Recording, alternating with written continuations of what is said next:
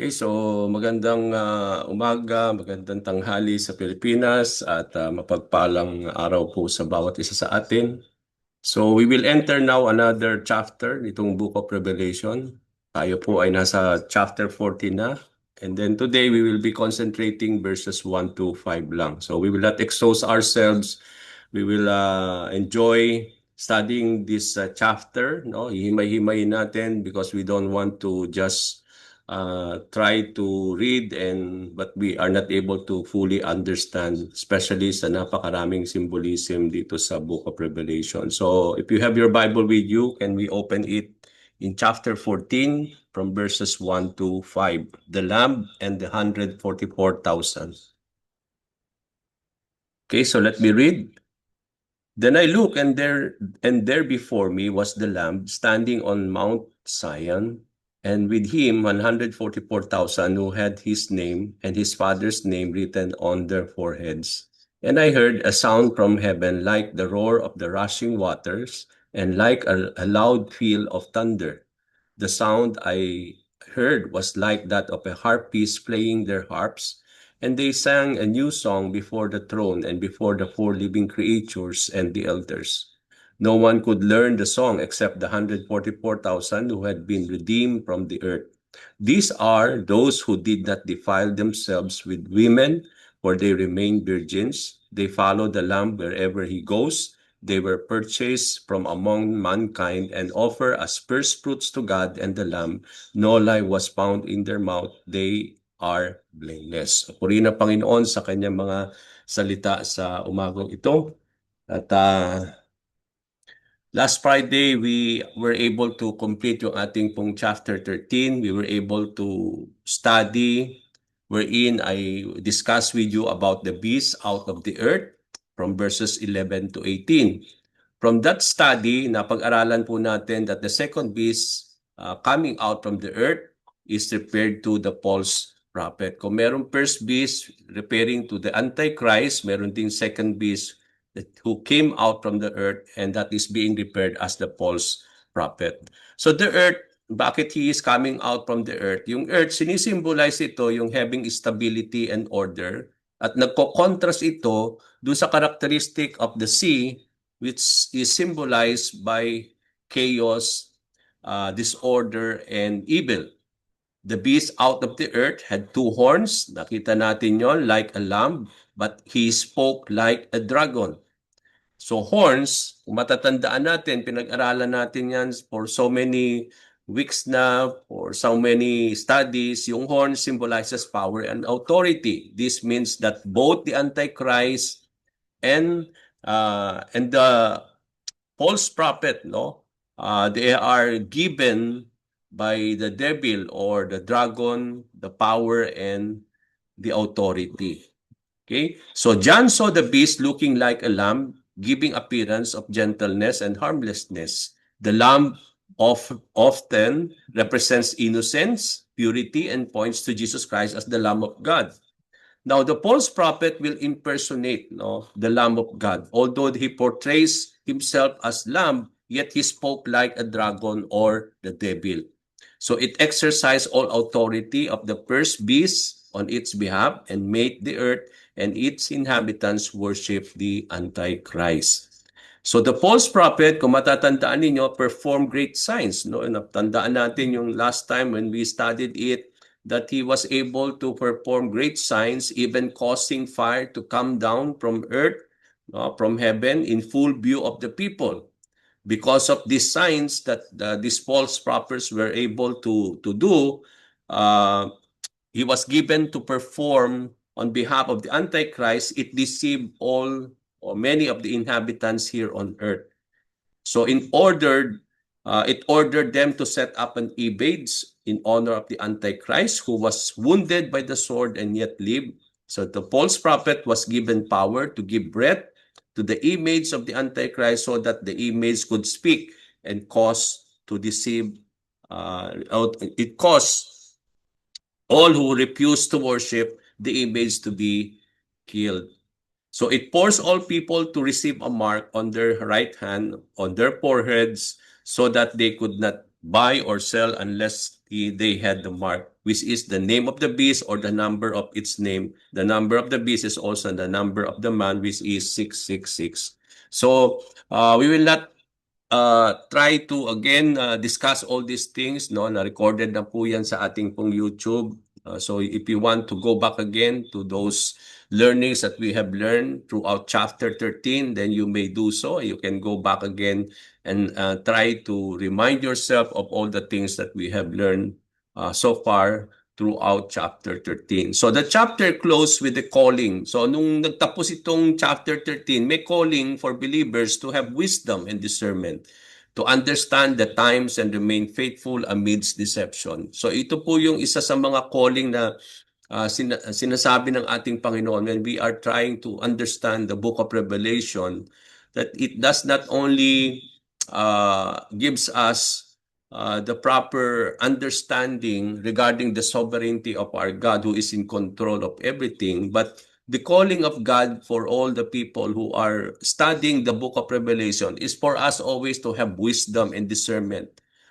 Why? Because we need to understand the times, no, and that we are able to remain faithful even in the midst of deception. Because we will try to see from chapter 13 that there are many people who were deceived, no, by the Antichrist and also by the false prophet. So as we pick up, kung pipick upin na natin ngayon where we end and start chapter 14, this lesson will focus on John's vision of the Lamb and the 144,000.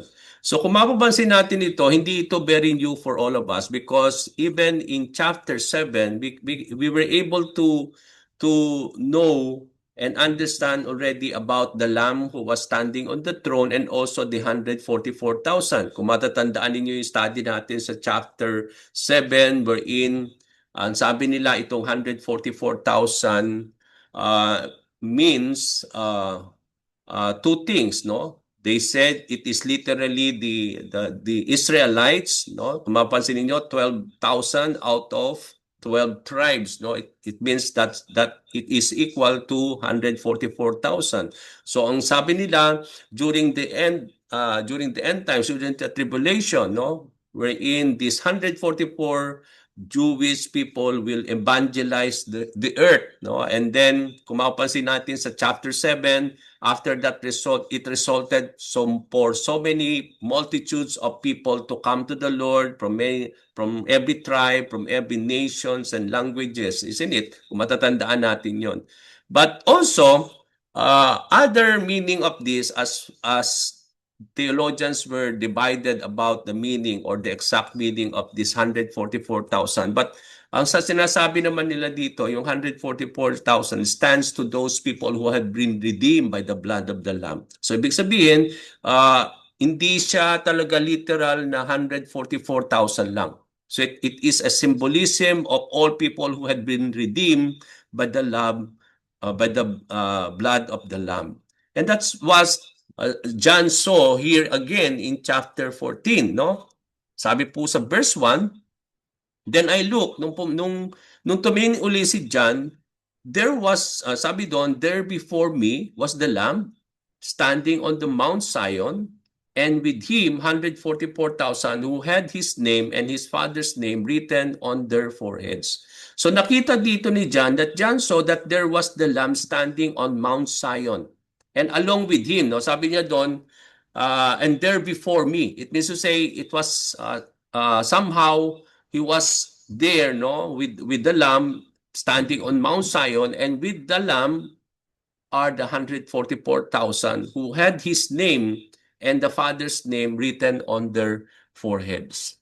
Okay, so here, alam natin that when we talk about the Lamb in the book of Revelation, it symbolizes yun nga, yung innocence, purity, and it points always to Jesus Christ. That's why, kung matatandaan natin yung chapter 13 natin, the Antichrist o yung false prophet will portray himself like a lamb. No? But ang makikita natin dito, although he is portraying himself as a lamb, no? Imitating Jesus Christ, but makikita natin dito yung kanyang actions naman does not speak of itself, no? But then sabi doon, he speak like the devil.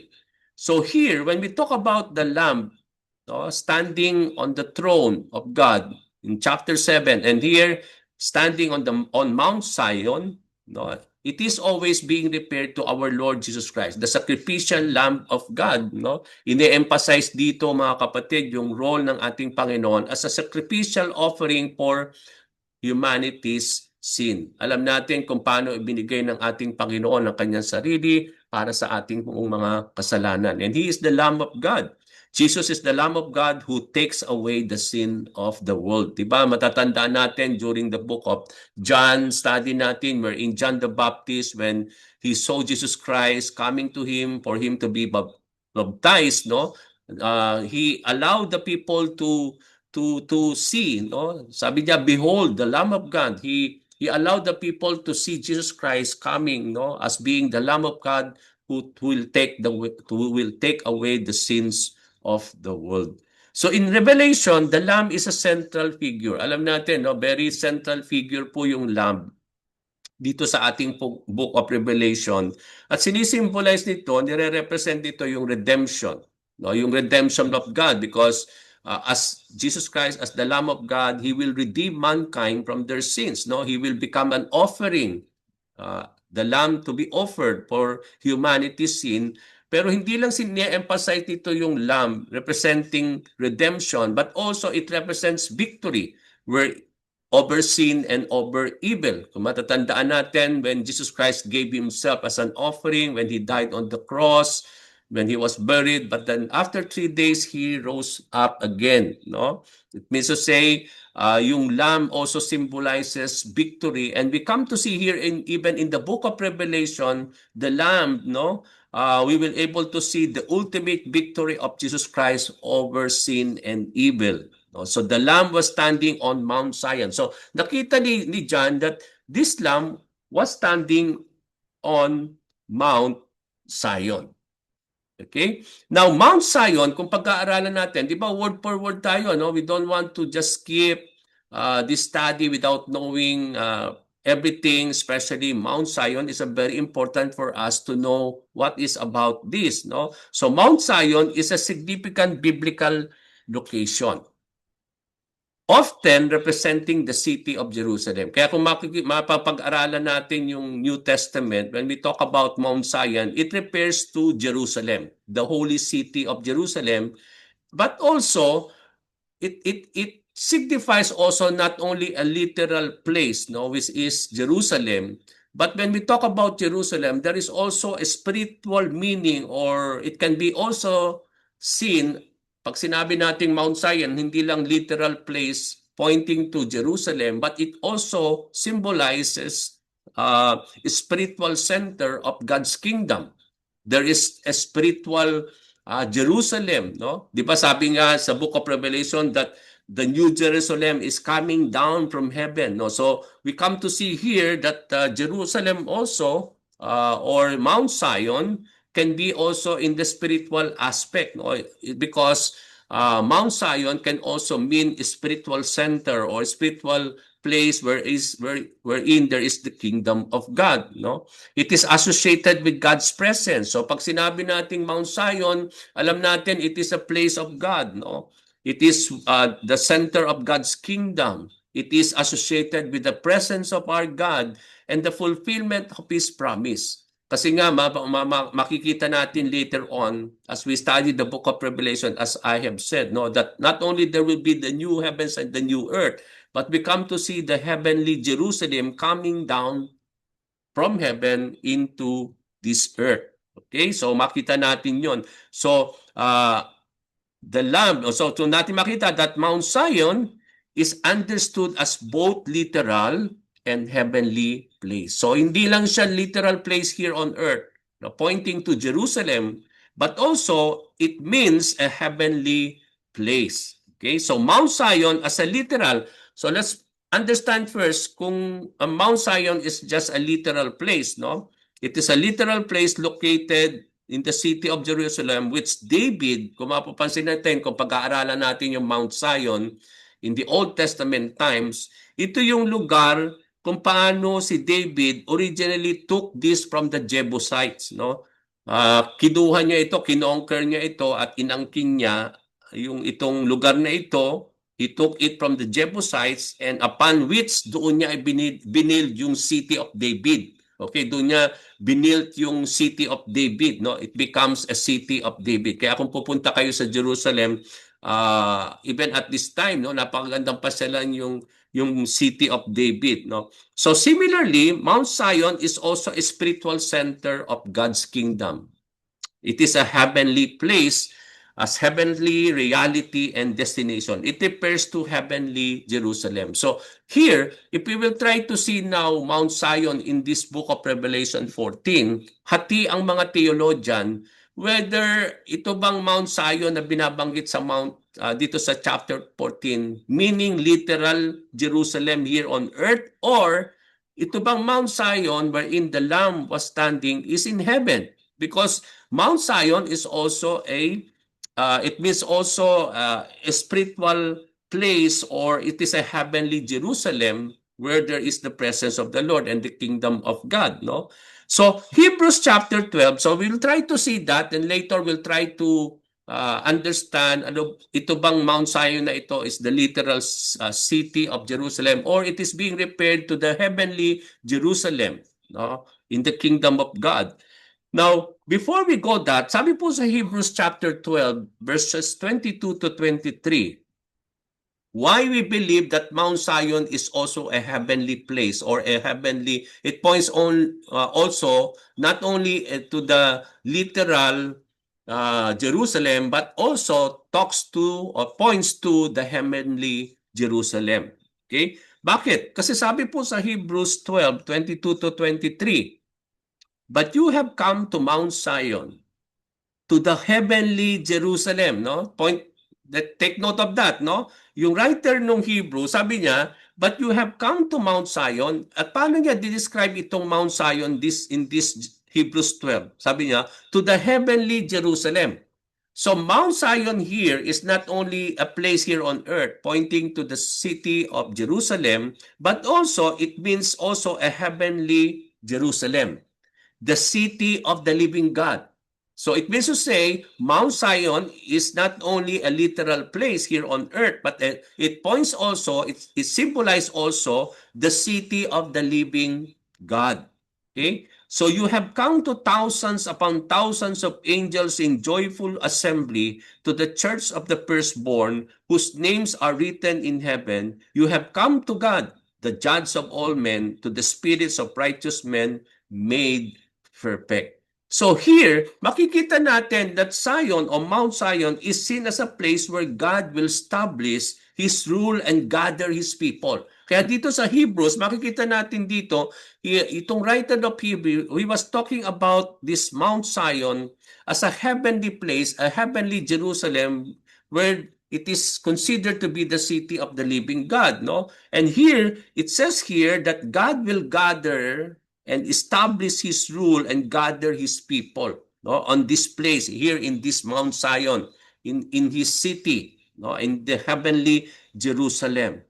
And sabi doon, no, to the church of firstborn whose names are written in heaven. So we talk about the names written in the book of life, no? You have come to God, the judge of all men, to the spirits of righteous men made perfect. Another thing here is also in Psalms 2 verse 6, makikita din natin that in this psalm, ang binabanggit na Mount Zion is a holy, a spiritual place, or also a holy mountain of God, a place of God, no? Sabi po sa Psalm 2 verse 6, I have installed my king on Zion, my holy mountain. Okay, so Zion here is considered to be a place of the Lord. It is a holy mountain where the holy presence of the Lord dwell. Isaiah chapter 2 verse 2 to 3 also refers Zion as a heavenly place. In the last days, sabi doon ni Isaiah, the mountain of the Lord's temple will be established in the highest of the mountains. It will be exalted above the hills, and all nations will stream to it. So yung mountain dito of the Lord's temple being repaired here is Mount Zion, no? That in the last days, itong mountain of the Lord's temple repairing to to Mount Zion, Sabi doon, will be established as the highest of the mountains. Sabi doon, it will be exalted above the hills and the nations will stream to it.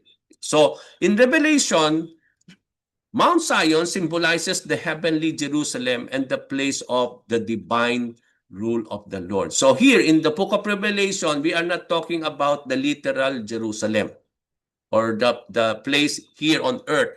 But when we study this chapter 14 of Revelation, when John saw that the Lamb was standing on Mount Zion, he was referring to the heavenly Jerusalem. Okay?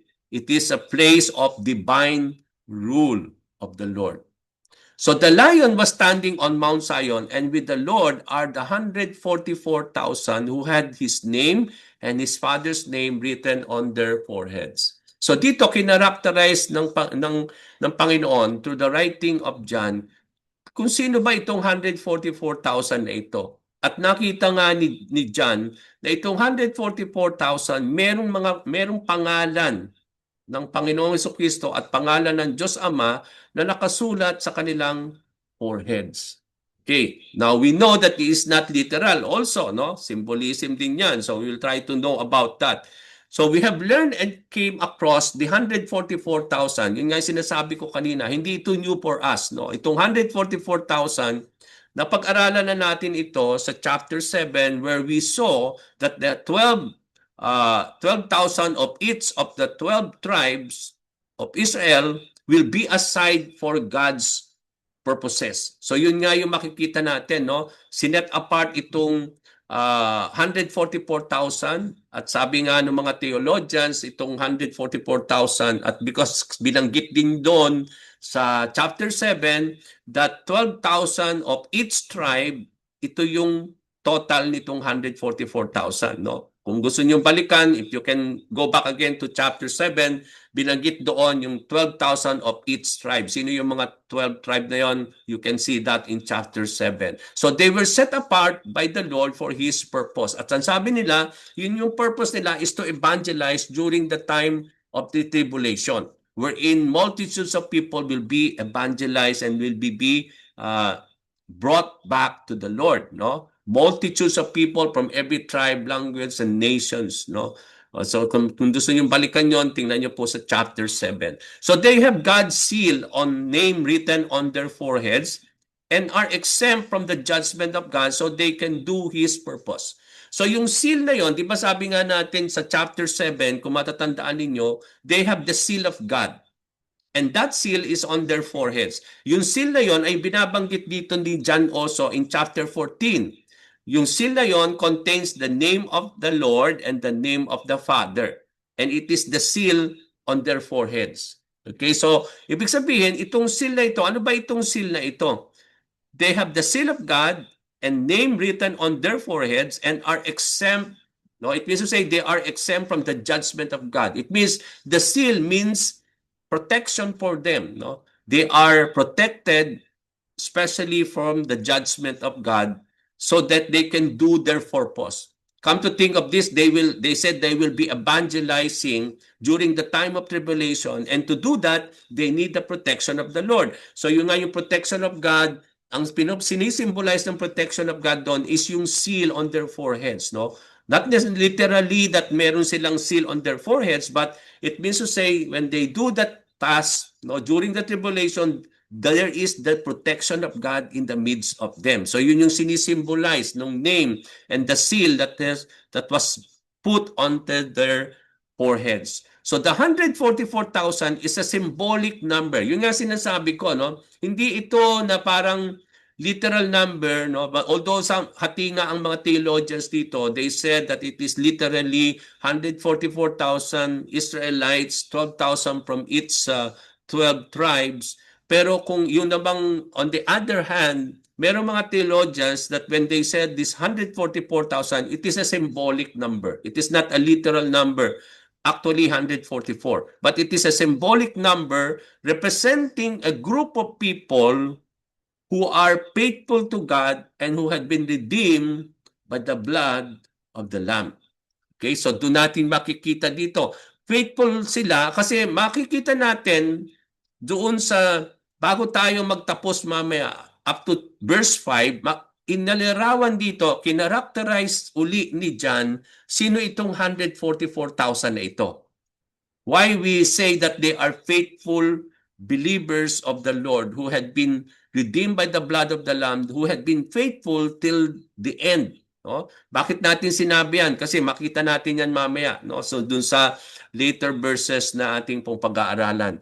So they are people who had remained faithful to the Lord. So they are marked with the name of the Lamb and his fathers, indicating their allegiance and divine protection of the Lord. Yung nga sinabi ko, no? When you have the seal of God and the name of God on your head, it means to say, it symbolizes what? Ownership.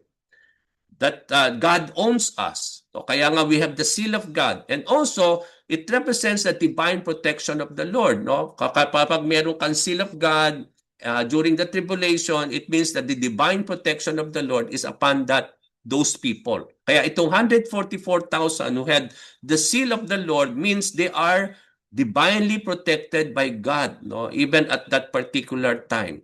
And also, it means allegiance. So because God owns us, so ang allegiance nila ay sa Panginoon. So the writing of the names of the forehead signifies ownership and protection by God.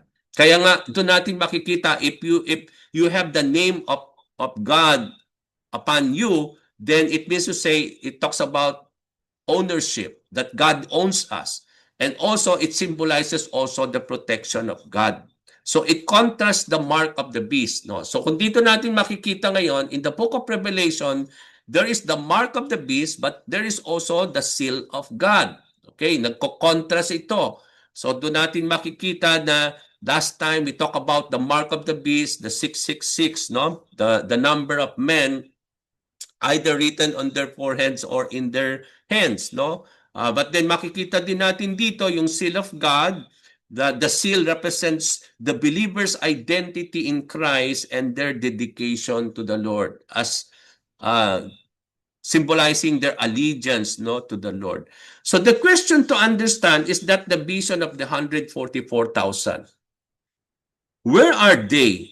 Are they in heaven or are they in on earth? Kasi when John says that they are with the Lord in Mount Zion, on Mount Zion, so what do we mean by that? No, is it being referred to Jerusalem here on earth, or they are in heavenly Jerusalem? No, yun nga yung sinasabi natin kanina. So to answer this, it is good to know that there are two positions. May dalawang positions na ang mga theologians, mga Bible scholars about this Mount Zion being referred here in chapter 14. No? Kaya napakaganda po yung pag-aaral natin kasi we are studying every positions. Kung merong divided ang mga theologians dyan, hindi lang natin pinag-aaralan yung what we believe, ano yung position na pinaniniwalaan natin, but we try also to understand both para malaman natin ano yung position sa mga theologians, ano yung kanilang view regarding this. Okay? So, first, there is the earthly scene. Ang sabi nila, itong nakita na image si John is an earthly scene wherein the Lord is standing in that Jerusalem, the Lamb standing in Jerusalem, the Mount Zion, with the 144,000. Versus, it is an heavenly scene. Yun naman yung ibang theologian naman, they said it is an heavenly scene. It is heaven, not on earth. So yung una, it is on earth. Yung pangalawang view, it is on heaven. Okay, in heaven.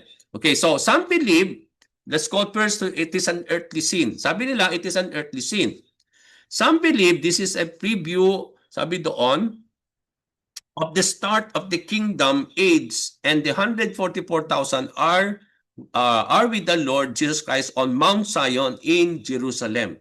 They were kept safe throughout the entire tribulation period and are with the Lord when He returns. So doon natin makikita na sabi nila, itong 144,000 that symbolizes nga whether it can be literal 144,000 Israelites or it can be a group of people who have been redeemed by the blood of the Lamb, they were on earth. No, they are here on earth, no, in Jerusalem, on Mount Zion, And throughout the tribulation, they are being kept safe by the Lord, no? Until the time when the Lord will return. So, ibig sabihin, ang sinasabi doon, when the Lamb of the Lord is standing with them and they have the seal of God or the name of the Lord written upon their foreheads, ang sinisimbolize daw nito, sabi ng mga theologians, is that it is a scene during the tribulation wherein this group of people were being sealed by God, no? They're being kept by the Lord throughout the entire tribulation, and are with the Lord, no? When He will be returning back.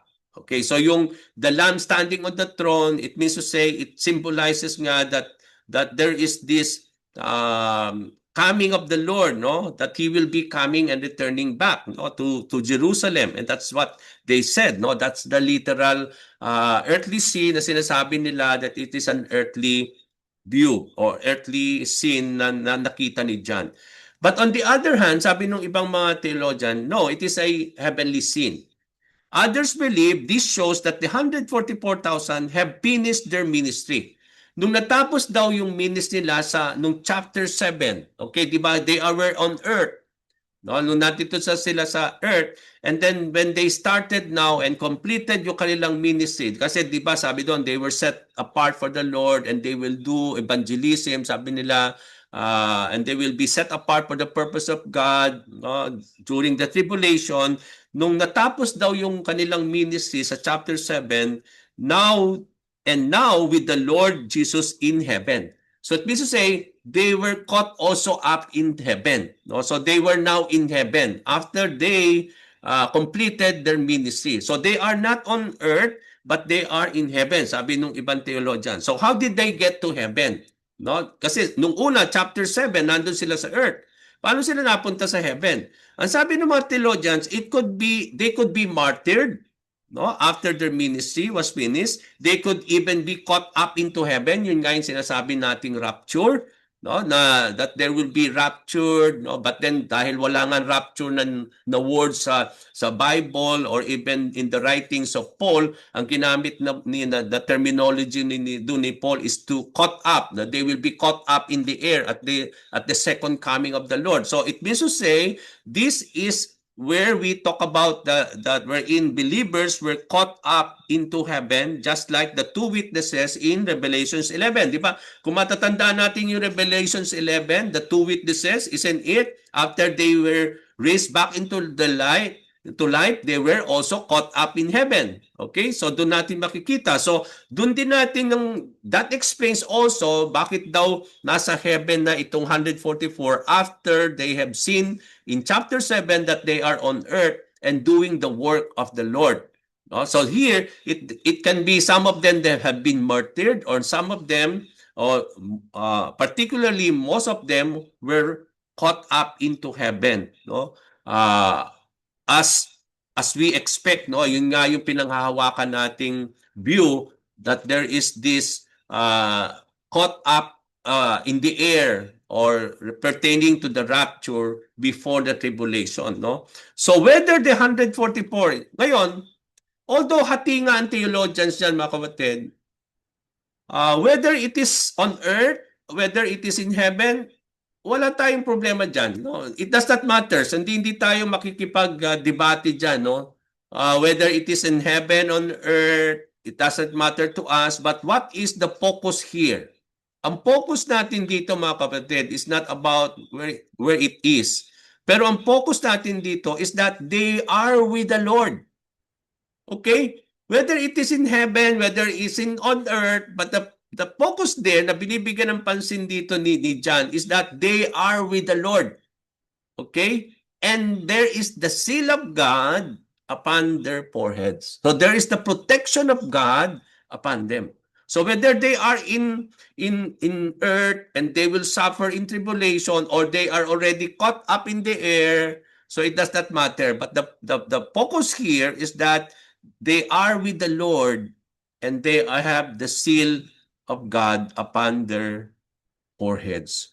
But for our study and for my personal view, kung sa ating study here, and kung ako'y tatanungin naman ninyo ano yung personal view ko, I believe the image of the 144,000 were with the Lord, with the Lamb, was in the heavenly Jerusalem, or spiritual Mount Zion, symbolizing God's divine presence and rule. Why we believe so? Bakit yun ang aking standing? No? Ito, personal ko lang yun. No? I don't say that you believe also with me. But for me, if we will try to study chapter 14, it is clearly seen that it is in heavenly Jerusalem. Bakit ko sinabi yon? Because it was mentioned, it was being emphasized in verses 2 and 3. Okay, it is being declared doon sa verses 2 and 3. No? So, let's go. So, titignan natin, but before we go to these verses, bago tayo pumunta sa verses 2 and 3, what does verse 1 tells us regarding the 144,000 who were with the Lord standing in Mount Zion having the seal of God? Ano sinasabi nito ngayon sa atin? Bago tayo pumunta sa verse 2 and 3. Now, what is this? No, ano sinasabi nito ngayon sa atin bilang mga mananampalataya? Unang-una, remember, itong 144,000 having the seal of God, they have their allegiance to the Lord. No, it means to say, we come to see their identity in the Lord. No, I believe it is so important for us to know what, ano ba yung identity natin. No, our identity is in Christ, and just like the 144,000 who have the name of the Lamb. Kasi kapag sinabi nating the name of the Lord is upon their foreheads, it means to say they were owned by God, no? It means to say there is the name of the Lord upon them, no? That it talks about allegiance and ownership, no? And believers today are called to find their identity in the Lord. That we have the name of God upon us, no? The identity should influence every aspect of our lives, no? Guiding our actions and our decisions. Dapat alam natin, hindi tayo nalilito sa kung ano ba tayo, kung sino ba tayo. Whether napaka-importante na we need to adapt into the reality that our identity is in the Lord, no? Doon natin makikita kung sino tayo. We are identified with our Lord Jesus Christ because our identity is in the Lord, dapat nai-impluwensyahan yung every aspect ng ating buhay of our identity, the way we live, at dapat yun din yung mag-guide sa atin sa ating mga actions at ating mga desisyon.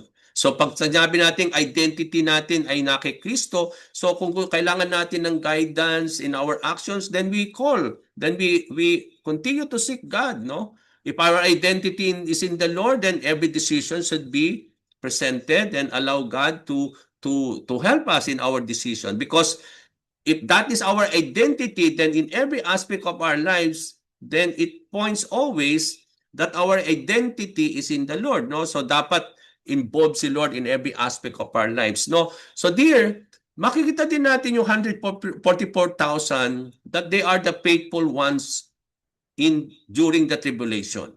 So, napaka-importante dito na yung faithfulness natin, no? Loobin man ng Panginoon that we will experience tribulation, but that is the calling of God throughout the book of Revelation that we need to be faithful to the Lord. The 144,000 are a model of faithfulness amidst trials. Ito yung pinakamodelo natin, no? It is a model of faithfulness in the midst of tribulation. Kumbaga si Kristo ang modelo natin, no, in every Christian life ng mga mananampalataya. Ito namang 144,000 nagiging modelo sa atin in terms of faithfulness in the midst of chaos, in the midst of trials, even in the midst of tribulation, no? Christians are encouraged to remain steadfast in their faith, trusting in the promises of our Lord and the protection of our God. It also talks about the assurance of salvation, because the fact that they were standing in the Lord in Mount Zion, it means there is this salvation. It assured us of our salvation in the Lord. The sealing of the 144,000, mga kapatid, serves as a reminder ng ating assurance, no, that the believers have when it comes to our salvation. It is a call to live confidently, knowing that God has marked us of His own seal. We have the mark of God, mga kapatid. And if we will be faithful to the end, no, it will assure us of our salvation in the Lord. It talks about our hope in heaven. Because if this is something that is in heaven, then we believe that it is a hope that we are holding on. Mount Zion represents the ultimate hope and future for believers. It is a reminder to live with eternal perspective, focusing on the promises of God and the coming of His kingdom. Okay, so that is what the implication of this in verse 1 sa ating pong buhay. Now, let's go to verse 2. Why I believe that it is in as heavenly sin, not an earthly sin. So sabi dito sa verse 2, and I heard a sound from heaven. No, so here, so verse 1, John saw that there is the Lord standing on Mount Zion, and then with 144,000 with the seal of God. Okay. And then in verse 2, and I heard a sound from heaven, like the roar of rushing waters, and like a loud peal of thunders. The sound I heard was like that of a harpist playing their harp. So nakarinig ng sound ito si John, no, coming from heaven, sabi doon, na para baw rushing waters ang dating, no, like a thunder, sabi doon. And yung sound daw na narinig niya is parang like a harpist playing their harp. Okay? So John heard a sound from heaven, and it is a sound of rejoicing and singing. So merong rejoicing and there is a singing in heaven. No? So yun yung sinisimbolize itong verse 2. It is a sound of many waters symbolizing powerful and overwhelming voice of God associated with majesty and authority.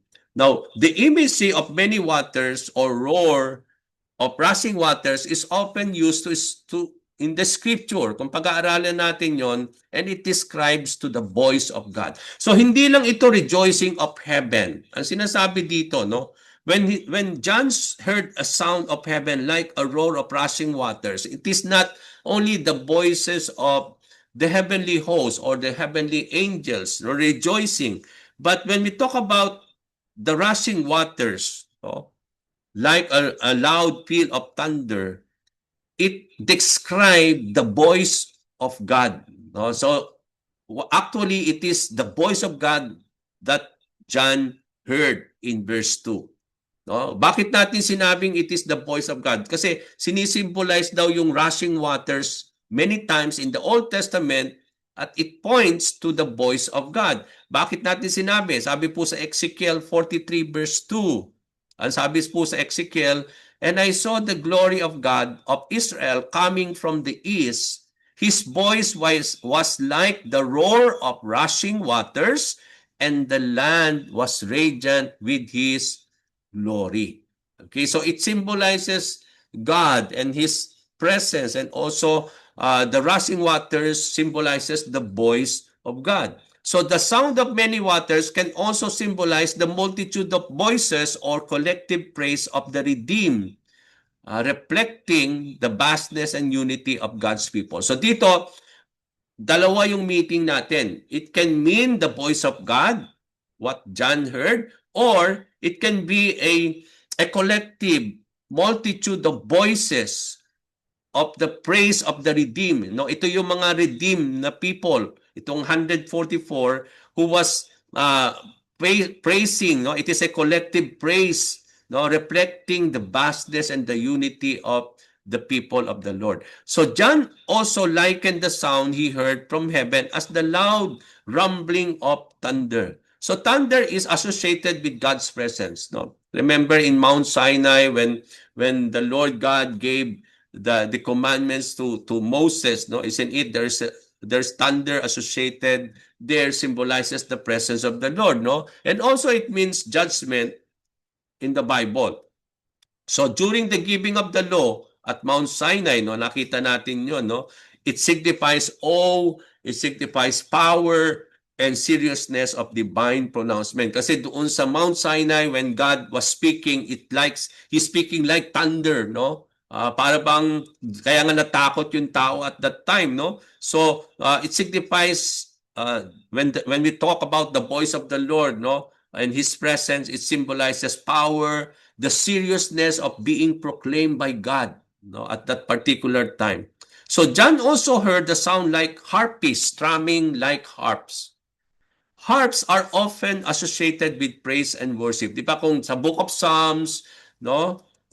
We come to see here the calling of God, no, for them to praise and worship with harps, no, with tambourines, di ba? Kung mapapansin natin 'yon sa Book of Psalms. So harps are often associated with praise and worship as in the Psalms and in the worship practices of the temple, 'di ba? Nung mga panahon na meron temple, doon they use harp as an instrument of worship to the Lord. So, John heard a message from heaven which is powerful and authoritative. It is also beautiful and filled with divine harmony, reflecting the worship of God and by the heavenly host. So, doon natin makikita kung titingnan natin yung overall, yung kung i-combine natin yung nakita dito na heard ni John, yung rushing waters with the loud peal of thunder, it is a sound like a harpist, no, playing their harps. So kung i-combine natin lahat yon, ang sinasabi ni John dito, John heard a message from heaven. There's the voice of God. There's a message of God in heaven which is so powerful and authoritative. Yun yung sinisimbolize ng thunder. No? So yung rushing water is a voice of God, a message from the Lord, and it is being proclaimed with power. No? Kaya nga may thunder, no? And authoritative. And it is so beautiful naman because kung titingnan natin kung makakarinig tayo ng harp being played, no, napakaganda yon. It's filled with parang divine harmony, reflecting the worship of God by the heavenly host. So, yun yung makikita natin to. So, John heard a voice, a message from God. Kaya kung pag-aaralan natin later on sa next week, no, yung messages na yan, makikita natin there are messages in chapter 14 being conveyed by the Lord. And what are those messages? Pag-aaralan natin yon. No? So it is where John heard a message, no, which is powerful and authoritative. Sabi doon, so beautiful like a harp, no, filled with divine harmony, reflecting the worship of God by the heavenly host.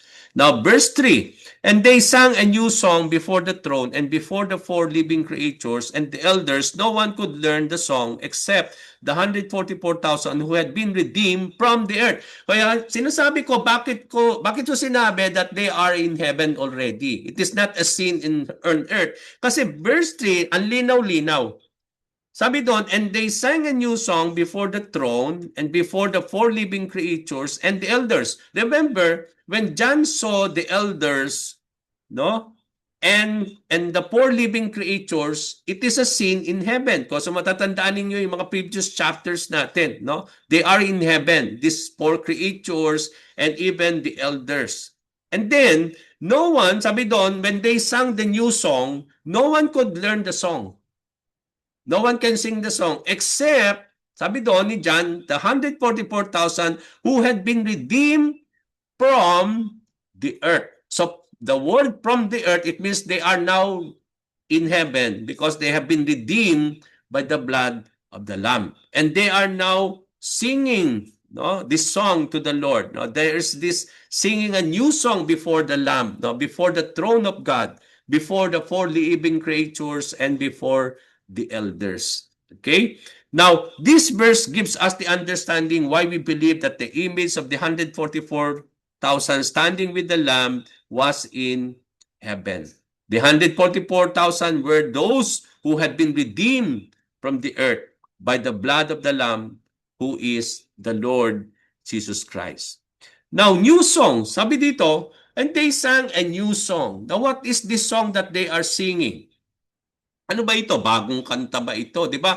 In our praise and worship, di ba? Pag tayo nagpe-praise and worship to church, sometimes marinig natin sa mga song leaders natin, sing a new song to the Lord. No, ano bang ibig sabihin noon?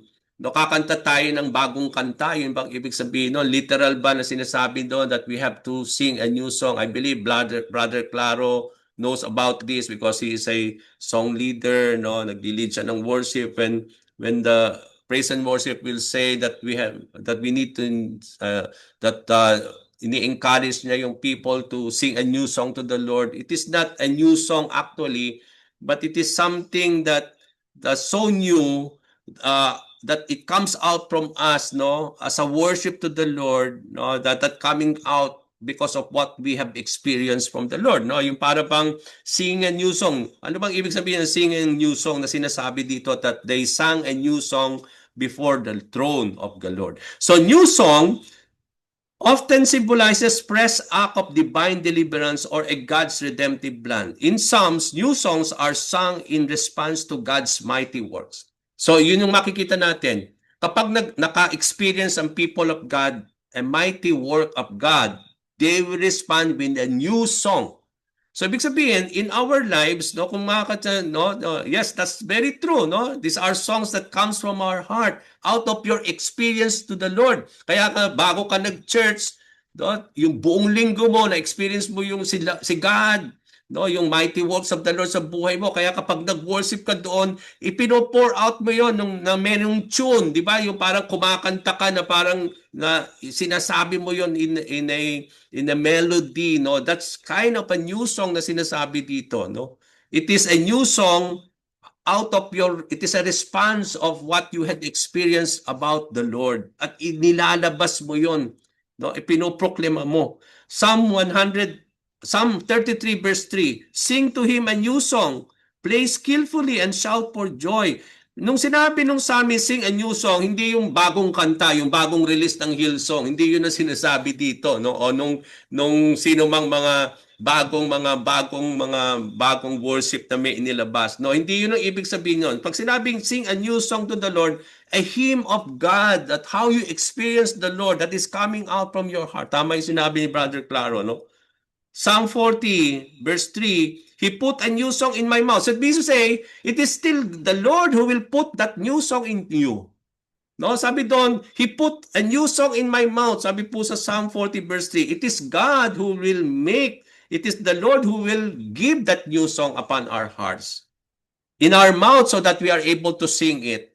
A hymn of praise to our God. So a new song is a hymn of praise to our God. Many will see and fear the Lord and put their trust in Him.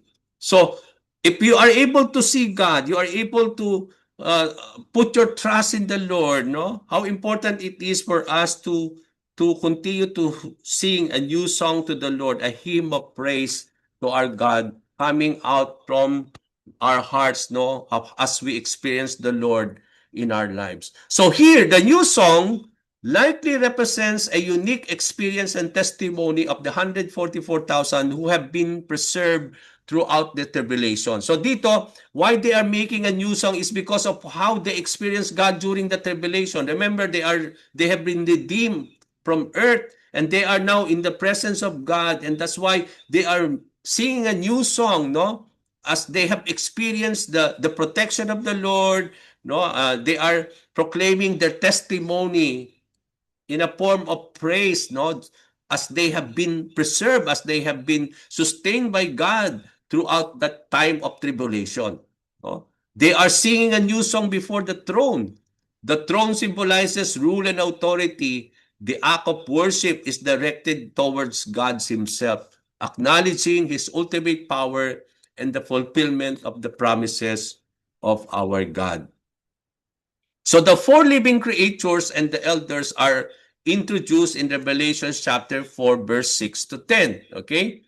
The living creatures, kung pag-aaralan natin uli, no? Ano pa yung napag-aralan natin sa Revelations 4? Kasi if you want to go back to that recording, you may do so. Yung living creatures represents all creation, while the elders symbolizes the redeemed people of the Lord. The song being sung in their presence suggests a universal acknowledgement of God's redemptive work, witnessed by both the creation and by the redeemed people of the Lord.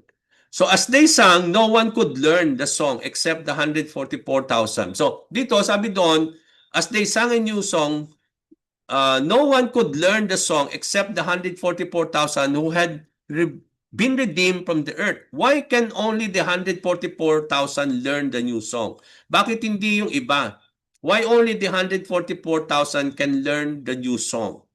Because it is a song related to their service. It is related to their own experience. It is related to their own victory. Bakit di ba kapag ikaw, no, magsising ka a new song to the Lord, hindi niya, yung ibang nasa paligid mo, he cannot learn to sing that song. Kasi iba yung experience nila, ibang new song yung kakantahin nila.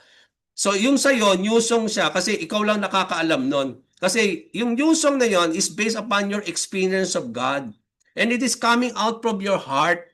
Kaya iba-iba yung new song natin kapag in-encourage natin tayo to sing a new song to the Lord. Ang lalabas sa atin, iba-ibang new song. We cannot learn kung yung kapatid natin sa katabi mo, you cannot learn his or her new song kasi manggagaling yun sa kanyang experience of the Lord. Iba-iba yung experiences natin kay God.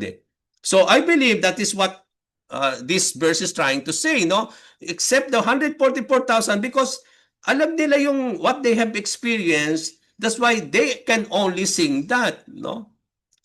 And because of their service, because of their experience and victory, because of their unique relationship and experiences of the 144,000 suggests a level of spiritual insight and understanding granted to them because of their faithfulness and purity. They can learn the song because spiritual truth and often learn only through personal encounter of God which become a new song to sing before the Lord. Yun nga, yung our everyday experience of the Lord can be a new song that we can sing to our God. No? Kaya nga, tayo lang ang makakaalam nun sa ating mga sarili. Hindi yun kayang alamin or aralin ng ibang tao kasi sa kanila, iba rin yung kanilang new song. So the same thing with this 144, why they can only learn that song because it is their own experience of God's power, God's protection, and everything. So what does this tells you and me? Ano sinasabi nito? Yung uniqueness of our redemption, no? The 144, nire-represent dito those who have a special relationship with our God marked by their redemption. It highlights the uniqueness and privilege of being redeemed by the blood of the Lamb. So 144, ito yung mga na-redeem. And I believe, doon natin makikita, doon natin ma-identify yung ating mga sarili of being redeemed by the blood of the Lord. Makita din natin dito yung worship in spirit and in truth. Remember, Jesus Christ says that the Father is longing for people to worship Him in spirit and in truth, no? The new song signifies a deeper, more profound worship that comes from a true understanding of God's redemptive work. Yung na-experience natin si God. Kasi sometimes, yun yung kulang sa church natin today, no? In our modern day today, no? Na para bang dahil sa familiarity natin ng song, no? Parang kinakanta na lang natin with just singing it kasi without even understanding what we are singing actually, without even understanding the lyrics because it is yun yung lineup ng song leader natin. So we just follow yung leading niya, no? But I believe when we talk about worshiping the Lord in spirit and in truth, it is more of a deeper, more profound worship talaga that is coming from our proper understanding of who God is, no? Believers are called to worship God with sincerity and with understanding. Although kinakanta natin yon, yung lineup ng ating mga song leaders, but then when we do that, we will do that as a way of worshiping God talaga with sincerity and with understanding. Na para bang hindi lang na parang tayo kumakanta along with the leader, no, without knowing what is coming out from our hearts, no. Ano ba talaga yung sinasabi natin? And sometimes parang gano'n na lang yung nakikita natin sa ating worship today. So the mystery of God's work, the fact that the 144,000 can learn the song points to the mystery of the depth of God's work. In the lives of His people, God's plan are beyond human comprehension. So doon natin makita, no, why we are so we always stand in awe when we experience the work of our God in our lives, no? And that's why it leads us always to worship the Lord, no? Kasi nandun yung mystery and the depth of the work of God in our lives as His people, no? We cannot really comprehend why ganun si Lord, no? Na ano ba tayo, why He's so loving God to us na kahit nagkukulang tayo, we cannot comprehend that, no? But the fact that He is so good God, is a gracious Lord, a loving Father, it is beyond human comprehension talaga eh. We cannot fully understand the mystery, how God is working in our lives. Pero ang response natin dito is our allegiance, to our trust to the Lord, in worshiping the Lord, no? And our role as a redeemed by the Lamb, just like the 144, is to serve as a model for all believers, showing those who are redeemed have a special role in God's kingdom, both in worship and in witness. Di ba itong 144, naging faithful sila, nag-witness sila, nag-evangelize sila, even in the time of tribulation. Here comes, they are worshiping the Lord, no? Yung kanilang, as being redeemed, then I believe it serves as a model to us. Then, what does this tell you and me? Tayo din sa ating buhay, maging modelo tayo sa iba. In terms of worship, in terms of being redeemed by the blood of the Lamb, in terms of service, in terms of evangelization, in terms of sharing the gospel as we wait upon the coming of Jesus Christ. Kung naging faithful itong 144 even in the times of tribulation, even us, kahit wala pa tayo sa tribulation, today is the day of salvation that we need to share the gospel. So we need to be faithful. So we need to be also a model to other believers, mga kapatid. Verse 4, these are those. Sino itong 144 ngayon? This is so good. Verse 4 and 5. And this is what we want to be, just like the 144,000. Sino ba itong 144,000? What symbolizes the 144,000, mga kapatid? These are those who did not defile themselves with women, for they remain virgins. They follow the Lamb wherever He goes. They were purchased from among mankind and offer as first fruits to God and the Lamb. So John gave in this verse another description that characterizes the 144,000 who were standing with the Lord in His throne, singing as they praise and worship the Lord. So paano inilarawan ni John dito yung 144? Anong description ang ibinigay ni John sa kanila? I believe this is also pertaining to us. First description, they are the ones who have not been defiled with women, for they are virgins. So they are characterized being blameless, pure, and holy, dedicated, and set apart for the Lord. So, yun yung ibig sabihin. Yung virginity dito, often symbolizes spiritual purity. No, yun yung sinisimbolize ng virginity dito, whether we are men or women. When we talk about virginity, yung ating spiritual purity ang sinasabi dito, that we will continue to remain spiritually pure till the end in our devotion to our God, no? Even in the times of chaos, in times of tribulation, doon natin makikita, even in times of tribulation, they did not defile their virginity, no? Their purity, yun ang sinasabi dito ni John. So how important it is to become like that, mga kapatid, that we should be same like that, na parang hindi natin dinefile yung ating mga sarili to be defiled in the presence of the Lord, but we maintain our spiritual purity and our devotion to God.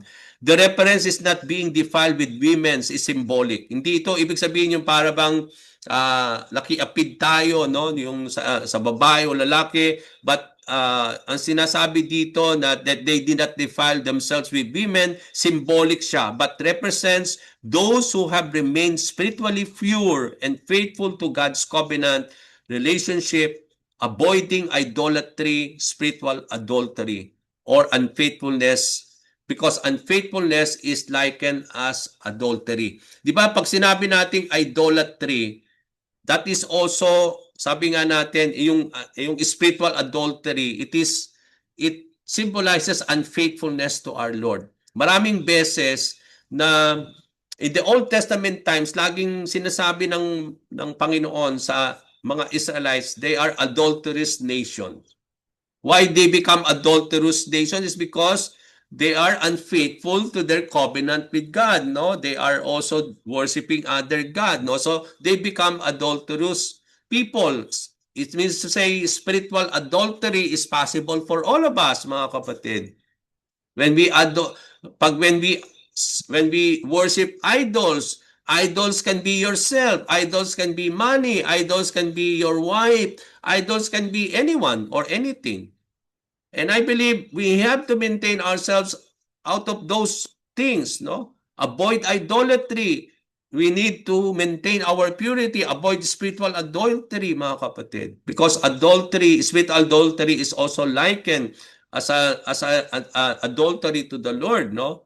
Diba? Sabi nga ni Jesus Christ, even you when you look into a woman or to a man, no, na iba yung ating playing something into your mind, we are already committing adultery in our lives, no, in our hearts, no, in our minds. So I believe that is also possible that will happen. Kahit hindi physically ka nakikiapid sa babae o lalaki, it can become spiritually in our lives. So we need to maintain our purity, mga kapatid. And that is what the description of the 144,000, they have not defiled themselves, no, even to the end. And then second description dito, they follow the Lamb wherever they go. He goes. So following the Lamb, ang ibig sabihin nun, sinisignify ito, discipleship and obedience. Isn't it? Jesus Christ says, come and follow me and I will make you fishers of men. Diba? When we follow the Lord, when they follow the Lamb, it means to say, it talks about how we are called to become disciples. Diba? To be a disciple is to carry your cross, deny yourself, carry your cross, and follow Jesus. Isn't it? Obedience to our God. That is what it means to follow the Lamb. So that should be our description, isn't it, mga kapatid? It suggests a deep commitment to Christ, echoing his call to his disciples to take up their cross and follow him. It also reflects the unwavering loyalty and readiness to go wherever Christ leads us. Pag sinabi natin they are ready, they are always follow the Lamb wherever he goes, saan man tayo dalhin ni Lord, nandun yung joy natin to follow Jesus Christ. Kahit doon tayo dalhin sa mga road na hindi maganda, no? We will still follow the Lord. Kahit dalhin tayo ni Lord sa mga areas na hindi comfortable, we will still follow the Lord. So it means to say, nandun yung unwavering nating loyalty, yung readiness natin to go wherever the Lord is leading us. When we follow Jesus Christ, alam naman natin, we are just following Him. Ibig sabihin nun, nasa harapan natin siya. Sumusunod lang tayo. So ibig sabihin, bago pa man tayo mapunta doon, dadanasin muna ni Lord yon. So when He goes there, meron na siyang ina-arrange sa atin so that we are able to be sustained. No? So yun yung maganda kapag nauna si Lord eh. And we just follow Him. Whether we allow, whether He allow us to go to that, meron na siyang ginagawa doon, no? Before even we go that. Kasi nauna siya sa atin. And that is what's so good. But yung ating readiness to follow the Lord, to trust the Lord, what He's doing in our lives. Napaka-importante po yan, mga kapatid. Third description, they have been redeemed from among men as first fruits to God and the Lamb. Redemption indicates being redeemed or being bought back where Christ sacrificed and by His blood. And His blood redeems believers from sin. No? Hindi lang tayo na-redeem by the blood of the Lamb, but you are offered to the Lord as first fruits to Him. Yun ang sinasabi ni John dito. The term first fruits refers to the first portion. Di ba? Nung mga panahon na yon, may command si Lord na yung lahat ng first fruit will be offered to God. So kapag nag-ani ang mga Israelita, yung first fruit, yung first gathering should be always for the Lord. So yun yung first fruit, yung first portion of the harvest, it is being offered to God. So sinisimbolize nito yung best and the beginning of the greater harvest. So ini-indicate nito how believers who were redeemed by the blood of Jesus Christ are being offered and dedicated back to God as an offering to the Lord. Diba? In our lives as redeemed by the Lord, we are now offering our bodies as living sacrifices. Revelation chapter 12, isn't it? That we are offering ourselves as first fruit to God. No, kaya nga, napaka-importante yung offering of ourselves to the Lord because in the eyes of the Lord, we are first fruit being offered unto the Lord. Okay? So verse 5, no lie was found in their mouths. So dito na po ako magtatapos. They are blameless. Ine-emphasize ito yung purity and faithfulness of the 144,000. The absence of lying and deceitfulness in their speech signifies their complete devotion and alignment with God's truth. Nangingibabaw yung katotohanan sa kanila, yung salita ng Panginoon. Kasi kapag walang lying sa bibig natin, walang deceitfulness, then I believe we are aligning ourselves. We are devoted to the truth of the word of the Lord. No? This echoes the call for integrity, where the righteous are described as those who speak the truth from their heart. Diba? Speak the truth of your heart. Sabi nga sa Bible, we are to speak truth from our heart. It means to say we are encouraged by the Lord to always speak the truth. Don't lie without deceitfulness in our speech, in our mouth. Kaya nga sabi po sa Psalm 119 that when we treasure the word of the Lord in our hearts, it somehow guards ourselves in sinning, no? In saying things that are not really good. No? Kaya napaka-importante po yung word of the Lord that yung ating integrity as being redeemed and righteous when we talk about speaking the truth from our heart. The term blameless describes those who are righteous and upright before our God. Blameless means, sabi dun ni John, they are blameless. Ibig sabihin, blameless means faithfulness. Moral integrity. They are children of God without, sabi doon, without fault in the world, in this warp and crook generation. No? So we are, pag sinabi natin blameless before our God, nandun yung purity, there's nothing to be, sabi nga natin, blameless, it means our faithfulness, our moral integrity, no, in the sight of the Lord, no, without any fault na pwedeng ibato sa atin. And that's what means by blameless.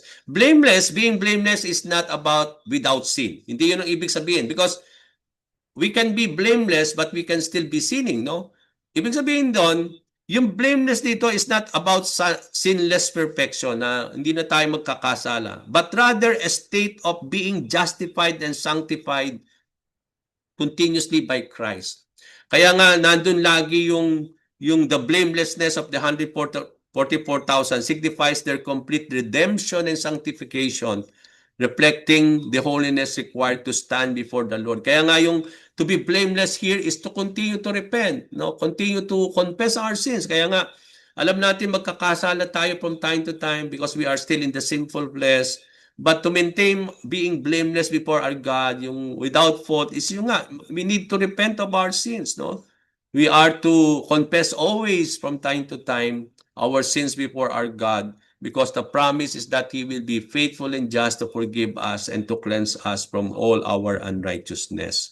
Sabi nga dito sa Jude 1:24, sa verse 24 of Jude, sabi doon, to Him, yung laging sinasabi ni Sister Brenda kapag matapos siyang mag-pray, di ba? Dito sa ating pong Friday na pag-aaral, sabi niya, to Him who is able to keep you from stumbling and to present you before His glorious presence without fault and with great joy. So, I believe it is God who can still, sabi niya, keep us and maintain our purity. No, sabi doon, to Him is able. He is the one who can still keep us from stumbling, and He is also the one who will present us before His presence without fault.